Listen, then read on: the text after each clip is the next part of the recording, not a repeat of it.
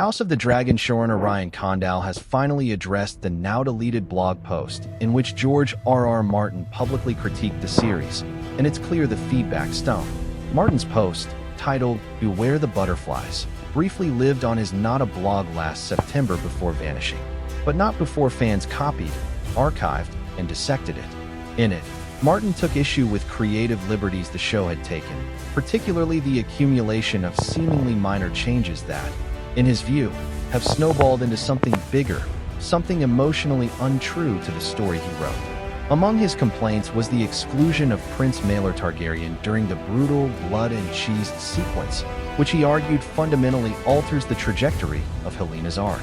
Condal, who hadn't seen the post before it was taken down, responded in a recent interview with Entertainment Weekly, saying the whole situation was frustrating, especially coming from someone he's looked up to for decades.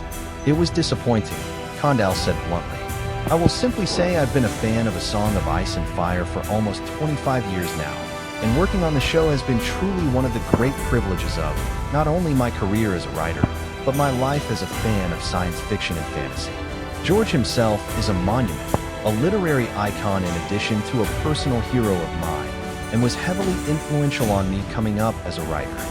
That admiration hasn't disappeared, but it's clear there's been a disconnect between the two over how to adapt Fire and Blood, a pseudo-historical text filled with unreliable narrators, into a serialized drama that needs definitive characters, choices, and timelines. According to Condal, Martin hasn't been fully open to the constraints that come with turning that world into a TV series. "I made every effort to include George in the adaptation process," Condal went on. "I really did, over years and years. And we really enjoyed a mutually fruitful, I thought, really strong collaboration for a long time."